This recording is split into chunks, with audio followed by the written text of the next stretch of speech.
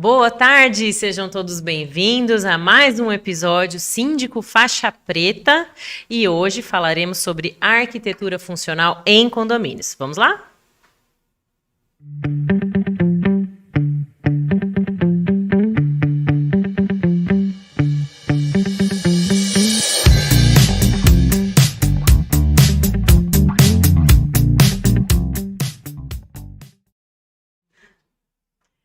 Meu nome é Marília Matos Castanheira, eu sou diretora da IF3 Gestão de Condomínios e criadora de conteúdo digital da vida em condomínios. Podem me procurar no Instagram, Marília Matos Castanheira. E hoje estou aqui sem o meu comentarista que está viajando. Uma boa tarde para você, Carlos Matos, onde você está? E estou com Cristina Bondesan, arquiteta, que veio aqui falar com a gente um pouco sobre esse assunto, que é uma novidade, né? Uma coisa que a gente precisa reforçar nos condomínios, que é a arquitetura funcional em condomínios. Boa tarde, Cristina. Boa tarde, Marília. Quero agradecer a oportunidade de estar aqui conversando com o teu pessoal. E a Cristina, eu vou até dar uma lidinha aqui no currículo dela para vocês. Ela é nascida em São Paulo, formada em arquitetura e urbanismo da Universidade Mogi das Cruzes há mais de 40 anos, é docente da Univem por 15 anos no curso de design de interiores, fez vários condomínios aqui na cidade e região, como Jardim de Monet, Jardim Renoir, Esmeralda Residência 2, Recanto das Esmeraldas 1 e 2, entre outros. Atualmente agregou novo nicho na atuação profissional, é franqueada Lumave, empresa de iluminação, faz projetos luminotécnicos e vende as luminárias. Bom, Cris, eu até queria te agradecer, né, por você estar aqui com a gente, mas eu queria iniciar a nossa conversa, você contando para a gente como que você entrou nessa atividade, né, como arquiteta, e como que você veio parar aqui em Marília, né, que você é de São Paulo. Sim. Bom, eu me formei em Mogi das Cruzes e aí pertinho de São Paulo. Logo depois de formada, ainda na condição de casada, morei em São Paulo um tempo, onde exerci timidamente a profissão, mas foi aqui em Marília que eu desenvolvi, cresci e exerci diversos cargos e experiências profissionais, né? Os meus amigos até sabem, eu falo que eu saí de São Paulo chorando na estrada inteira, chegando aqui de olho inchado. Acho que eu só sairia de Marília da mesma forma. Legal, Cris. E você se interessou pela arquitetura por alguma razão? Como é que são as suas referências para essa atividade? Sim, bom, eu entrei na faculdade de arquitetura e urbanismo com 17 anos, então, muito jovem, não tinha grandes convicções, não. Nessa época, a gente ou partia para medicina, ou advocacia, ou magistério, né? Aí eu falei, não, vou para arquitetura. Eu sempre, não digo que tinha, assim, algum talento específico que me fizesse, né, decidir, mas sempre fui uma grande observadora na vida, né, de como as pessoas moravam nos diversos locais, né, observadora das periferias. Então, acho que foi isso que acabou me empurrando. E a gente vai, né, entrar com relação aos condomínios, logicamente, na arquitetura funcional desses condomínios, para criar o primeiro condomínio. Como é que foi Sim. isso para você? Você ficou preocupada? Porque assim, a gente sabe, né, e eu até gostaria que você falasse sobre isso, se existe uma diferença entre você fazer um projeto residencial e você fazer um projeto condominial. Então, qual foi a sua preocupação ali na hora que você pegou ali seu primeiro cliente, eu acredito que foi uma construtora, uma incorporadora, Sim, né, sim. para um lançamento de um condomínio? Bom, primeiras experiências são sempre dolorosas, né? O motivo é enorme, né? Num projeto de um residencial, por exemplo, a gente não sabe para quem a gente está se dirigindo, para quem a gente está fazendo aquele espaço, né? Quem nos contrata é que passa um briefing, a gente vai pela cabeça do empresário, coloca nossa técnica, coloca nossa experiência, mas, na verdade, a gente não sabe quem vai utilizar os espaços que a gente cria, não é? A gente procura cercar as necessidades, o público-alvo, isso é bem importante, quem vai morar, qual faixa da população que vai morar, já é uma referência. Existem os órgãos aprovadores, que também já limitam a nossa criação, que passam para aprovar um residencial é bastante burocrático, então tem diversos órgãos aprovadores, né? Além de prefeitura. Então, tudo isso junto é que vai montar esse quebra-cabeça e direcionar o nosso traço. E conta para nós essa sua primeira, qual foi, né, a sua primeira oportunidade de lançar ali junto com a construtora um residencial, e o que para você ficou mais difícil de ser visto, que depois, né, eu acredito que a experiência faz muita diferença, né? Sim. A gente sabe que às vezes a gente acredita que aquela situação vai ser tomada de uma tal forma, até que a experiência te mostra que, nossa, não tem nada a ver aquilo. Você teve alguma situação ali naquele seu primeiro empreendimento que você fala, nunca mais eu faria daquele jeito? Eu estou aqui buscando na memória, tentando lembrar qual foi o primeiro, né? São tantos, né? Foram muitos. Mas pelo que eu vou arriscar aqui, lembrar a minha experiência, os primeiros residenciais, isso há muitos anos atrás, essa tenha sido as maiores dificuldades, sabe? Imprimir um pouco de urbanismo, né? Larguras de rua, ideais, independente de legislação. Eu acho que a gente não tem que ficar preso em legislação, tem que pensar em conforto mesmo, em quantidade de veículos que vão passar. A preocupação tem que ser maior. E não simplesmente obedecer regras e fazer a coisa no limite. Até porque, assim, a gente fala, quando a gente acha, né, que é tão importante a presença, a colaboração de um arquiteto num projeto, justamente para não ter esse tipo de limitação. Sim. Né? Sim. Então, como você vê isso hoje, como você não impõe, mas orienta o seu cliente nesse sentido? Para quem não sabe ainda, né, a diferença, né, de profissionais, por exemplo, o arquiteto, ele tem uma visão ampla, né? Ele é um profissional generalista, então, como um maestro. O maestro numa orquestra, possivelmente existem músicos que dominam um instrumento muito melhor que ele, mas ele tem a ideia do todo. Ele sabe o compasso que tem que ser, a harmonia que tem que imprimir ali. Não é? Eu acho que o nosso papel é esse. No residencial, a gente coordena uma equipe multidisciplinar. Não sou só eu, não é só o arquiteto. O arquiteto é o maestro, vamos dizer assim, dessa aprovação. Existem diversos tipos de engenheiros, né? Sanitaristas, ambientais, entre outros, e tudo isso tem que ser compatibilizado e coordenado pelo arquiteto. Essa é uma situação ideal. E a gente vê hoje, você até falou, né, com clareza aí, que antigamente a ideia era totalmente diferente da de hoje, né? Isso a gente pensa nos condomínios de casas, né? Condomínios Sim. horizontais. E Sim. Quando a gente fala dos condomínios verticais, também houve essa mudança?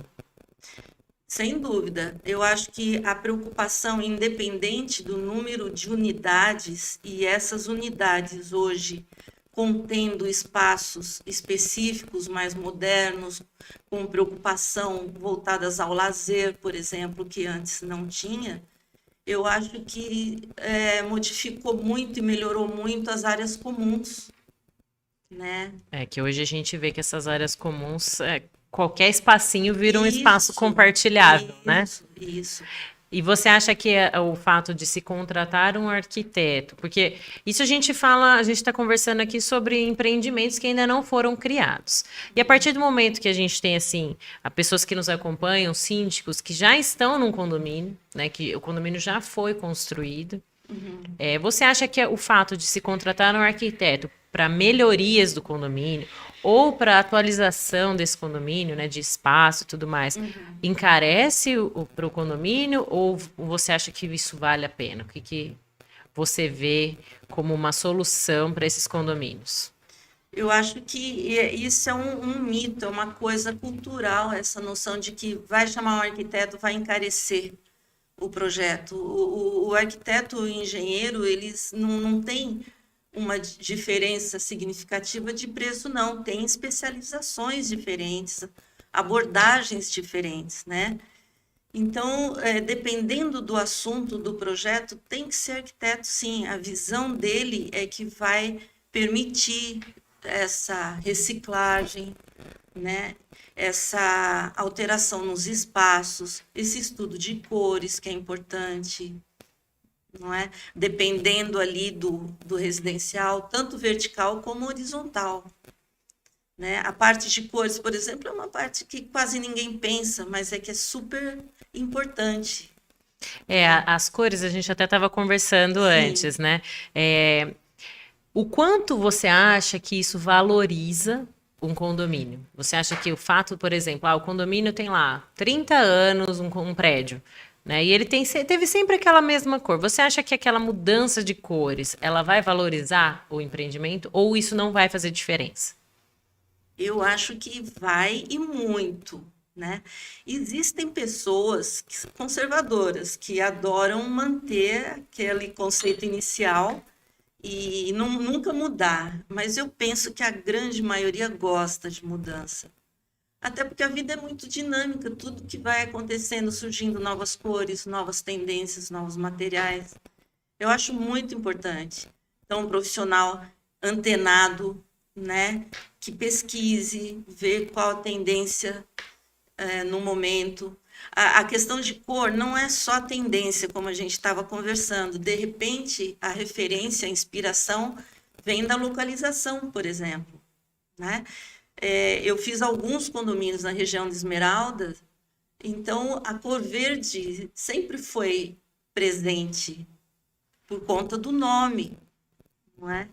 Independente de tendências. Então, cada trabalho é único, cada pesquisa é única e não tem regra.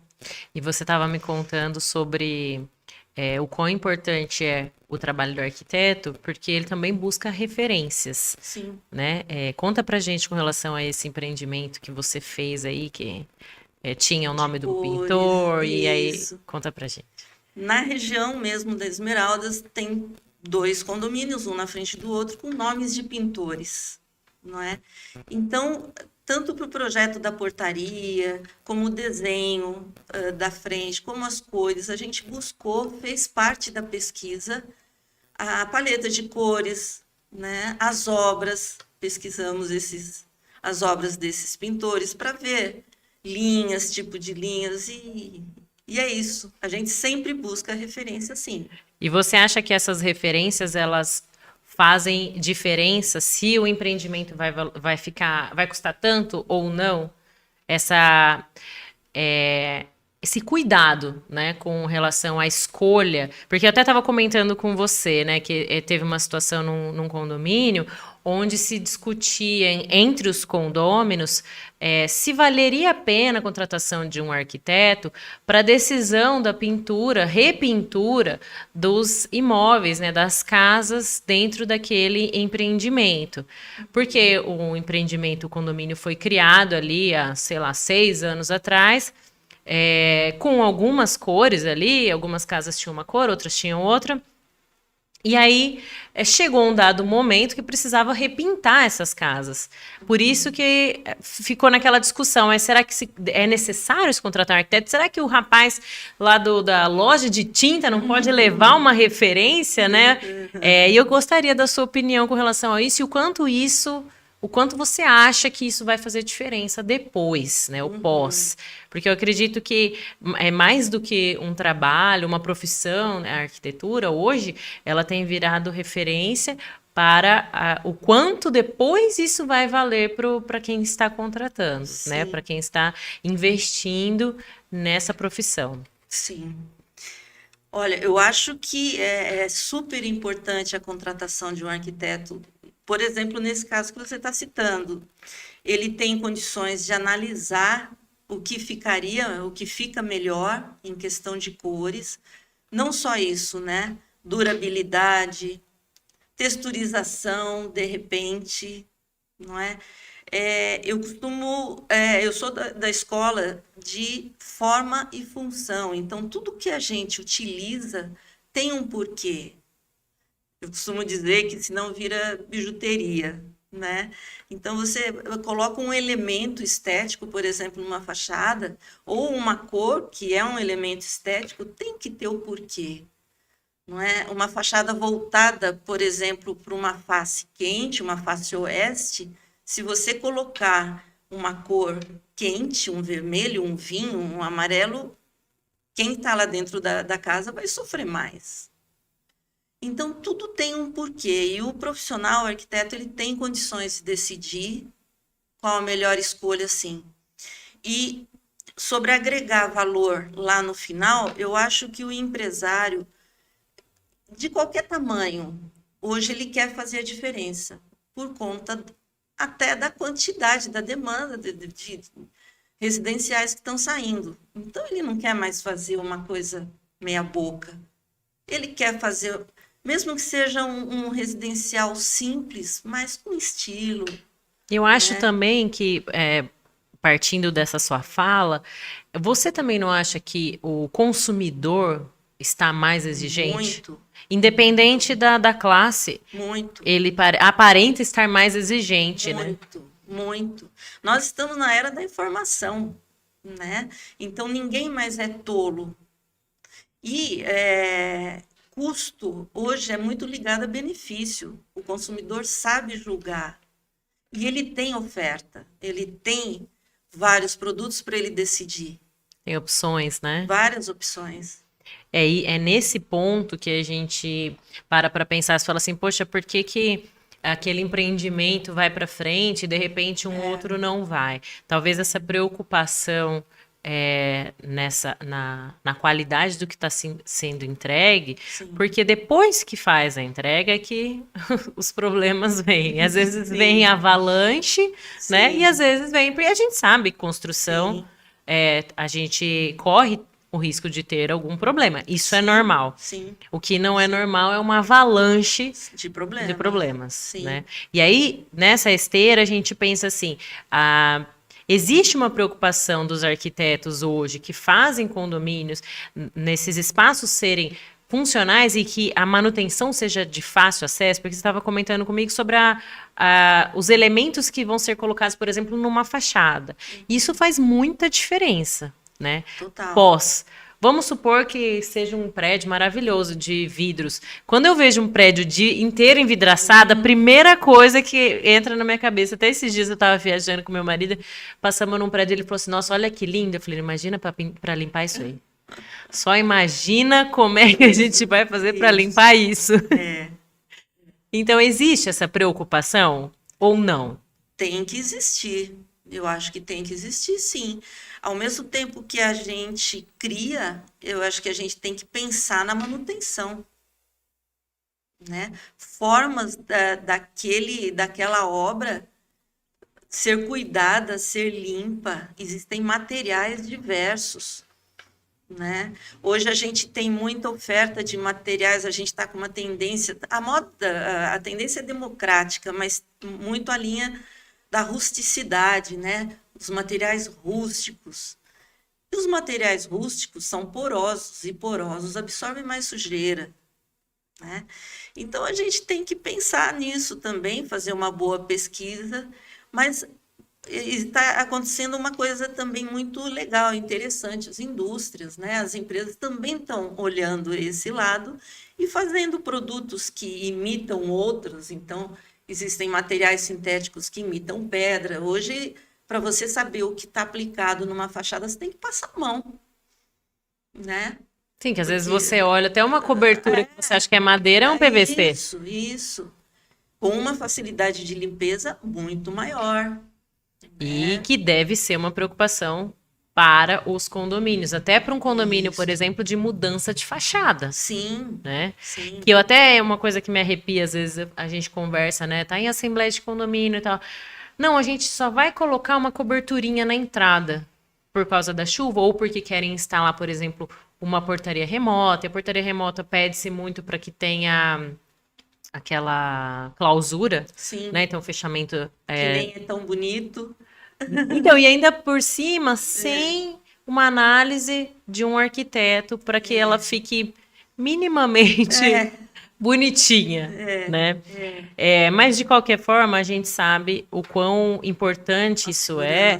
Por isso a gente pede até para que isso seja falado por vocês aqui, abre esse espaço para que seja falado, porque é ruim quando você chega num lugar e você se depara, por exemplo, com essa situação. Ah, mas eu acho que não vale a pena se contratar um arquiteto para decidir as cores por exemplo, da casa, né? E aí, partindo também dessa questão de cores, eu gostaria que você falasse um pouquinho sobre as luzes e a importância disso numa análise, por exemplo, estava comentando com você, né, um síndico esses dias, queria economizar, colocou luz sim, luz não, luz sim, luz não, no hall de entrada do condomínio. Sim. E o aspecto dele era de abandono, né, não sei, parecia que ninguém tinha visto que estava queimada, e na verdade nem estava queimada, né? Sim. Eu queria que você me contasse um pouco sobre como você entrou, né, nessa questão da iluminação. Sim. E quão importante isso é dentro dos condomínios. Bom, das várias experiências que eu tive na profissão, né, o ano passado eu resolvi procurar uma franquia de iluminação, né?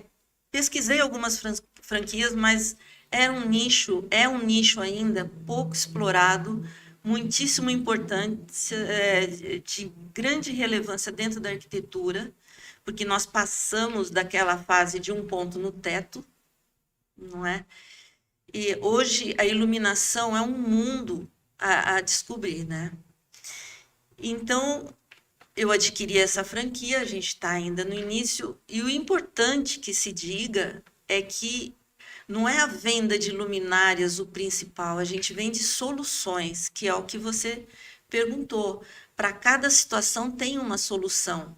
O importante não é vender a quantidade ou vender de forma irresponsável, né? Sem um estudo, sem um critério, como se fosse um projeto de arquitetura mesmo, né? Então, por exemplo, as luzes brancas, as pessoas estão abandonando as luzes brancas estão ficando para os hospitais.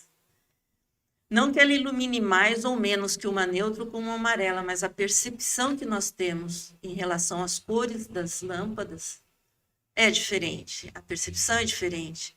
Então, se você coloca a luz branca na sua casa, por exemplo, você não relaxa. Com o tempo, você vai entrando numa situação de estresse, além do estresse do dia a dia, e você não relaxa dentro da sua casa, que é o local de descanso, de aconchego e tudo mais, né? Eu só dei um exemplo pontual, mas nos condomínios também. Que efeito a gente quer dar naquela portaria, naquela fachada? Segurança, sim, né? Eficiência de luz, sim, que não tem nada a ver com cor, nem com quantidade, né? Só para você ter uma ideia, a eficiência de uma iluminação, só de a gente eliminar pontos de sombra e luz, por exemplo, em determinado espaço, você já tem uma eficiência, você já está com uma iluminação homogênea. Por exemplo, as fitas de LED num teto, por exemplo, ela já traz uma eficiência muito boa, sem criar pontos de luz e sombra. Caso contrário, se você quer dar uma iluminação de efeito numa fachada de um prédio, aí sim a gente pode lançar mão de alguns spots. Tudo é estudado. A utilização da lâmpada, a utilização da luminária, que tipo, né? Para todos os valores. Existem sistemas mais caros, sistemas que lançam mão de outras luminárias mais baratas. Então, é esse conceito. Nenhum deles vai afetar a segurança, muito pelo contrário. Nos condomínios tem que ser a principal preocupação, né? Principalmente quando a gente está falando da entrada, né, do condomínio. Sim. Porque existem, eu acho que a gente que olha com olhar de síndico, né? Sim. A gente imagina alguns pontos. O primeiro é segurança, assim, de alguém entrar no condomínio. Sim. O segundo é a segurança das pessoas que estão passando por ali, para que elas possam enxergar, por exemplo, pega um condomínio de idosos, de repente tem Sim, escada, alguma coisa assim. Então, é sim, uma segunda visualização. sim, E a terceira é a sensação que a pessoa vai ter na hora que ela entrar no sim, condomínio, sim. de que é um condomínio bonito, bem cuidado. Isso, a percepção que ela vai ter Isso. Então, seriam olhando para essas ele. três Sim, premissas ali sim, que, independentemente da cor da luz que se escolhe, você consegue atingir esses sim, três objetivos. sim. E através da cor também, né? Complementa essa análise. Porque a gente tem uma percepção ali, eu não sei, talvez seja equivocada, como você mesma falou, que pra mim só vai enxergar se tiver com essa luz branca aí. A luz amarela não dá uma sensação assim de casa mesmo, de soninho? Ou não? Ou eu tô errada? Depende como ela é colocada, depende da luminária que é utilizada, né? Tudo vai depender. Existe solução Existem da luz soluções, amarela. sim, luz neutra, que é a que fica entre a branca e a amarela, O que né? você indicaria? Vamos supor que eu sou síndica, eu vou lá te procurar e falo, olha, eu tenho ali um hall de entrada. Você imagina um hall de entrada com vários spots antigos ali, né, naquele modelo. Uma decoração ali também antiga. O que você me sugeriria para um espaço desse? Hoje, a gente falando na atualização do empreendimento, né? Suponhamos que seja um prédio ali de 30 anos, então que tem móveis daquela época, que tem iluminação daquela época. O que hoje é atual para esses lugares? Bom, o ponto de partida para a gente criar uma iluminação legal num espaço é como ele vai ser ocupado. Então, como que esse hall vai ser ocupado?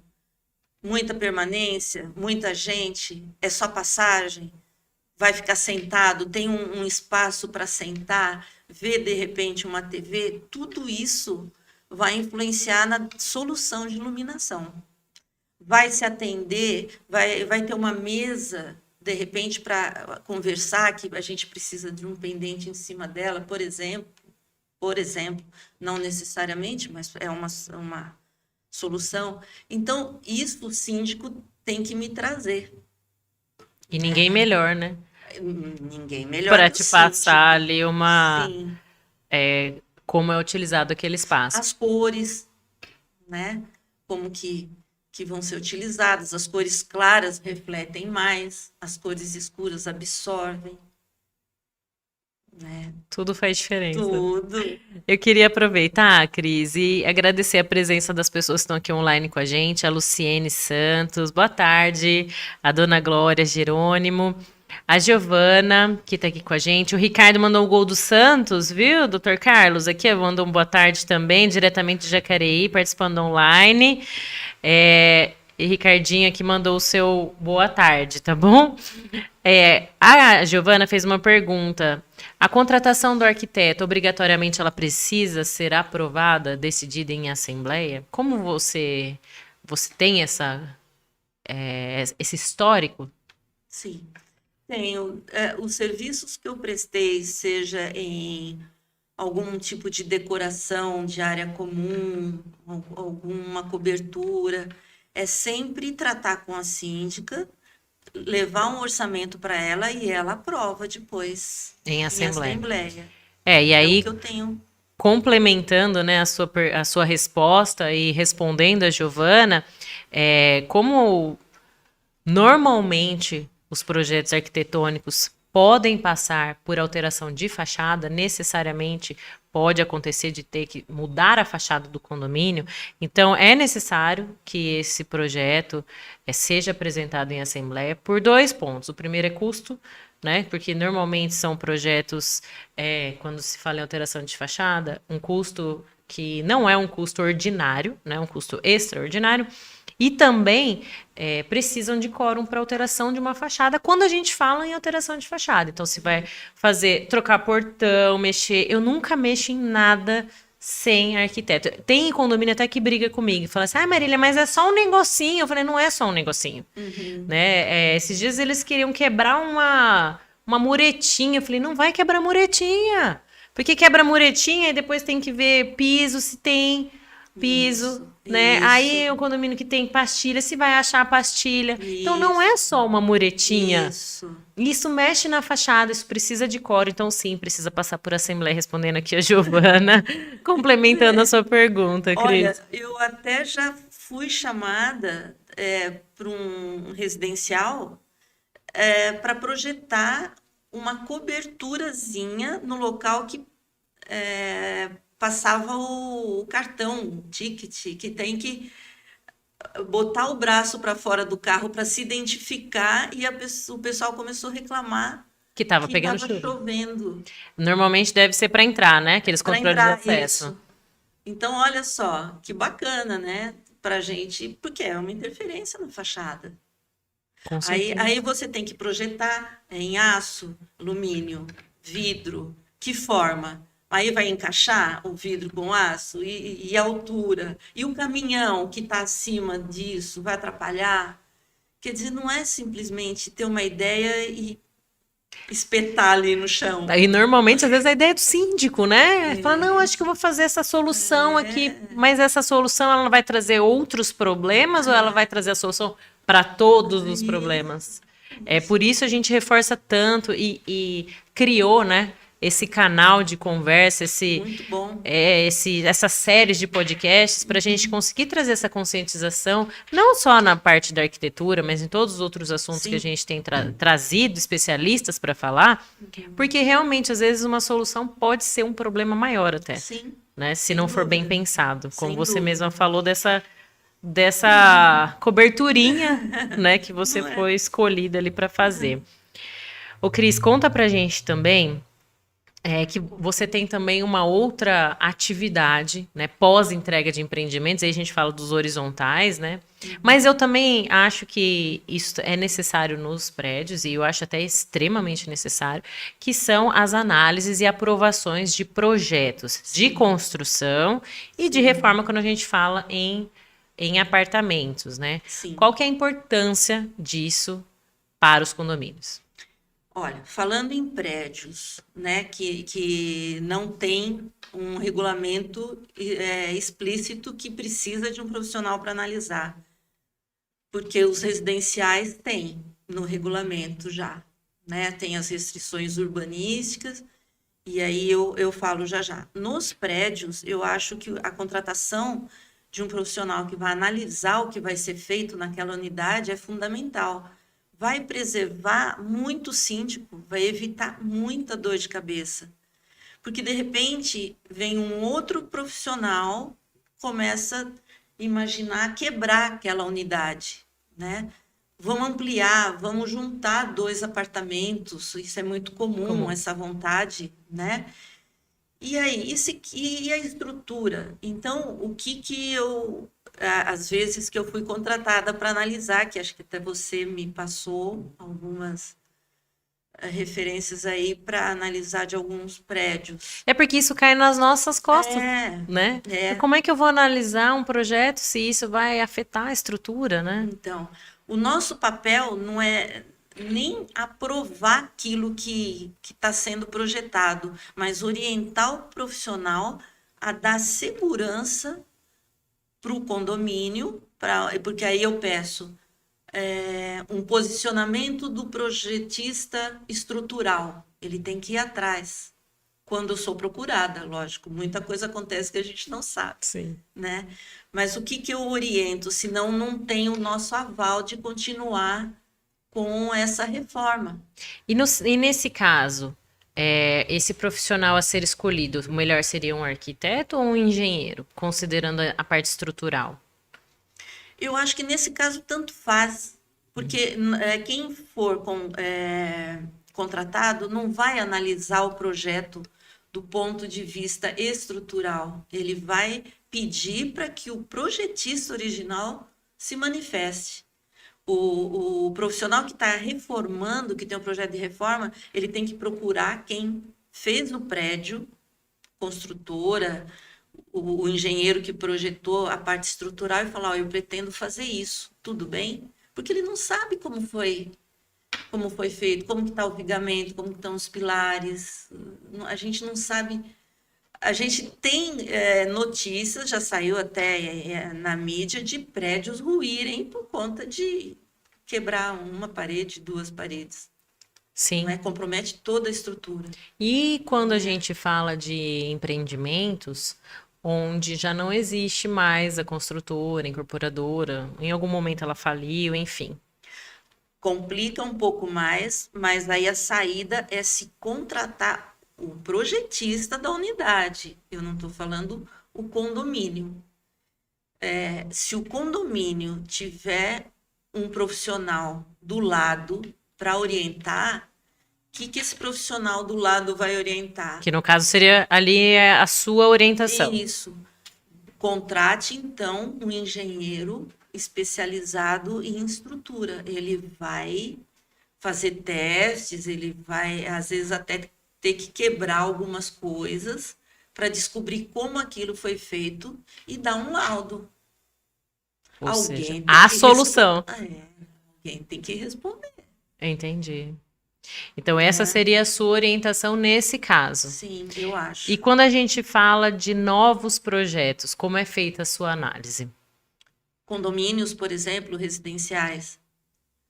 Isso, aqui é aqueles que tem, a pessoa compra o terreno e vai É, construir. Qual é a análise que é feita sim. por você? Aí, antes de ir para a prefeitura, que a prefeitura tem as restrições dela, os critérios dela de aprovação. Eu vou ver os critérios do regulamento do residencial, que normalmente não, ele é registrado em cartório. Essas restrições urbanísticas são registradas juntamente com o empreendimento. Então, a pessoa, muitas vezes, por desconhecer isso, ela acha ruim. Puxa, mas eu não posso isso, não posso aquilo. Mas ele comprou e tinha no cartório. É que esse é um lado também muito desconhecido da maioria das pessoas, né? Antes de comprar, buscar informações, né? O que eu posso, o que eu não posso fazer Sim. no meu terreno. Porque ele fala, o terreno é meu, eu posso fazer o que eu quiser. Então, aí a minha análise é em cima do regulamento que foi colocado ali na época de aprovar o empreendimento. Basicamente, recuos, altura total permitida, máxima, altura de muro de arrimo e, fundamentalmente, a privacidade. Isso é muito importante, muito relevante. As casas próximas umas às outras, comprometendo a privacidade do vizinho. Essa é uma grande dor, não é? A ser Principalmente quando a gente observado. fala em terrenos Em ali que desnível. são em desnível, né? Isso. E isso é analisado por você como arquiteta Sim, antes de aprovar uma sim, obra dentro de um sim. condomínio. Se estiver no regulamento, sim. Ah, isso é importante, né? O que está no regulamento eu sigo à risca. O que não está, aí é um plus que eu observo, vejo que não vai dar certo, aí eu converso com o arquiteto, o projetista e a gente se entende, no bom senso. Entendi. Isso são dicas, né, Sim, para os síndicos que nos ouvem, tomarem esse cuidado. eu acho. Porque já aconteceu, né, de condomínio não ter um arquiteto para fazer essa análise de obra e a obra acaba acontecendo e isso pode gerar futuramente problema. Muito. Problema de barulho entre os vizinhos, às vezes porque a área de lazer de um está projetada exatamente no quarto do casal, do outro, Isso, né? Então, isso. fatalmente vai acabar. Avanços, né? Bota a varanda em cima da casa do outro, né? Da divisa. Portões, né, também. Hoje é comum, né? Já não existem mais projetos assim, ou você ainda acha que ainda tem pessoas que fazem projetos contemplando portões? Isso é Na comum? frente. É, na frente. Nos residenciais que eu trabalho são proibidos, todos. Sim, eles são proibidos, mas mesmo assim ainda tem um ou outro ali que coloca, ou isso já não. Não. Não? Dentro de residencial fechado, não. Não.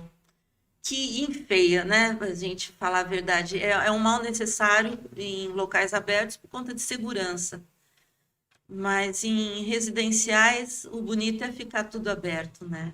E dentro desse seu trabalho de aprovação de projetos, você faz a entrega de alguma responsabilidade técnica? Como funciona? Não, a responsabilidade sobre análise, não. Não. O que eu faço, eu emito uma nota fiscal do meu trabalho, da minha análise. Então, embora a associação de moradores me contratem, sugiram o meu nome para eu fazer esse trabalho, eu forneço uma nota para cada morador que vai aprovar o projeto. Porque esse Que não deixa de custo ser uma responsabilidade por ter feito, né? para aquele morador. Pra Esse aquele custo é do morador, O custo é do morador. não é do condomínio neste caso específico. Nesse caso, não. Tem um só que aí o custo está embutido na mensalidade da associação de moradores. Aí o meu custo é mensal. Existe, então, duas possibilidades Isso, para que seja feita uma isso. análise pontual, né? Isso. Porque existem também condomínios que estão em franco crescimento, Isso. obras constantes, então Isso. acaba compensando para o condomínio fazer um contrato mensal, né? E Isso. outros que têm uma obra ou outra, Isso. eventualmente. Exatamente. Então, existe As duas possibilidades. Em ambas as possibilidades, aí eu forneço, eu me posiciono a parte fiscal, né, da minha empresa, ou para o condomínio ou para o morador. Mas o arquiteto, ele emite essas responsabilidades, essas ARTs, né? De responsabilidade de projeto, sim. Quem está projetando fornece a RRT de projeto e pela obra, algumas vezes é ele mesmo, então, por força do conselho, o arquiteto dá duas RRTs, uma de projeto e uma de obra, ou, por vezes, são dois profissionais, um arquiteto e um engenheiro, um para o projeto, um para a obra. Essa questão, eu acho que o síndico que é síndico de condomínios horizontais tem que ter muito essa preocupação quando a gente está falando em novas construções, né? Por isso que é legal ele ter um profissional do lado. Como que ele vai saber tudo isso se não é a área dele? Sim, com Por mais certeza. que ele se informe. E é importante dizer, até para quem está nos ouvindo aqui, ou vai nos ouvir em algum momento, que essa contratação, ela estando dentro de uma previsão orçamentária ok, ela não precisa passar por assembleia para que ela aconteça. É a contratação que eu falo do profissional para uma análise de projeto de reforma ou de construção. Isso. Eu queria que você contasse um pouquinho mais para a gente quais são as novidades, as tendências dos condomínios daqui para frente, que antigamente não eram assim, né? E qual que é a grande novidade que vem por aí? Olha, não para de ter eu acho assim, a nossa sociedade evolui muito e rapidamente agora, né? Quando um residencial empreendimento é lançado, as necessidades naquele momento foram pensadas, como eu disse, pela cabeça do empreendedor, fazendo uma estimativa do que aquele público-alvo vai utilizar e de que forma vai utilizar. Uma vez ocupado, essas pessoas começam, mas eu gostaria de um espaço de um clube, como se fosse um clube. Um espaço pet, né? Onde tenha brincadeiras para o meu cachorro e onde um espaço reservado que ele não saia fugindo. Uma brinquedoteca para o meu filho, junto ali ao playground. Não tem fim, né? Então, a novidade que a gente assiste dia a dia são as necessidades da sociedade, que pós-pandemia e por conta da pandemia se voltou para dentro dos seus residenciais e da sua casa, né? Agora vamos observar o que vai acontecer, se a gente vai continuar voltado, né, para o nosso casulo ou se a gente vai sair e retornar para uma vida social mais intensa, né? Considerando o quão quanto tá sendo investido, né, nesses empreendimentos clube, eu acredito que ninguém vai querer sair de casa, né, Pois é, Cris? pois é. Academia cada vez mais sofisticadas. Antes era um espaço pequeno para ali 3, 4 pessoas colocam os aparelhos. Hoje o pessoal quer um espaço considerável, porque o exercício físico hoje está integrado na vida da maioria das pessoas. Então é muito de um chamamento da sociedade e dependendo do seu padrão de vida. É isso. Eu tenho visto, assim, que cada vez mais, né, os antigos estão se preocupando em trazer espaços comunitários, compartilháveis, que não existiam antes, né? Antigamente era um salão de festas, churrasqueira, É isso. só, acabou. E uma novidade até, que é uma lei desse ano, que antigamente, para a gente mudar a destinação dos espaços dentro de um condomínio, vamos supor, eu vou precisar, eu quero, né? Eu quero um espaço pet.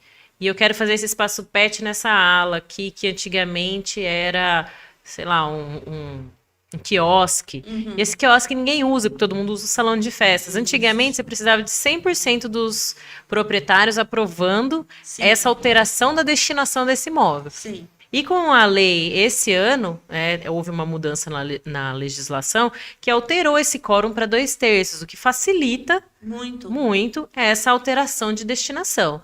Então, o legislador também está entendendo que cada vez mais esses condomínios vão querer fazer as alterações.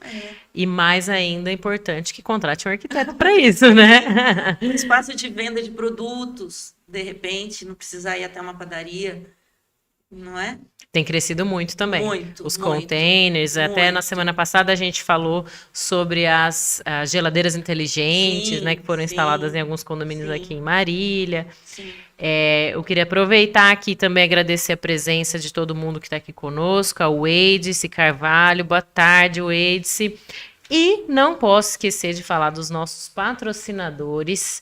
Quinta do Macau, delivery de carnes para condomínios. Quintec, assessoria empresarial e contábil. A Castanharia, produtos saudáveis, também está sempre aqui conosco. R2T Construtora e a Take and Go Smart Vending Coolers, que esteve conosco na semana passada falando sobre as geladeiras inteligentes, que já são sucesso aqui na nossa região.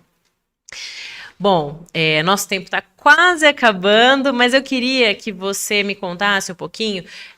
O seu escritório, ele faz projetos fora da cidade de Marília, ou o foco é nessa região? Como é que você está hoje?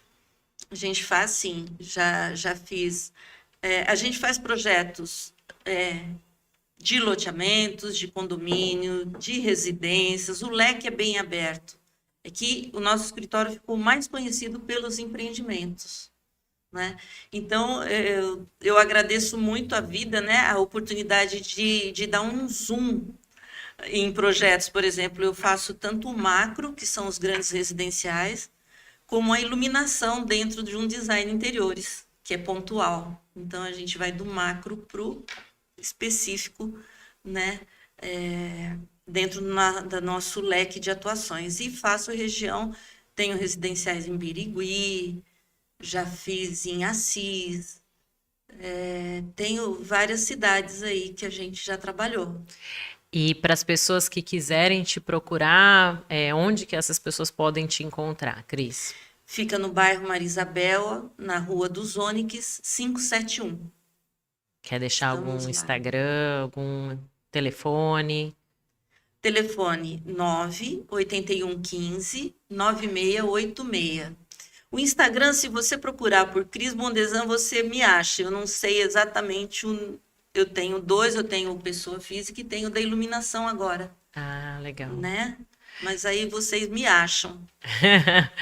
Eu queria aproveitar, como a gente já está quase no finalzinho aqui, eu queria muito agradecer a sua presença aqui conosco, agradecer todo esse retorno que você dá, né, desses projetos que a gente te passa. Então, é uma parceria, né, de trabalho Sim. de muitos anos, né? Sim. E agradecer também por você estar aqui e dispor de um tempo para falar um pouco, né, das tendências, do que você tem visto aí, né, o que está crescendo nos condomínios, e deixar a palavra aberta para você se despedir.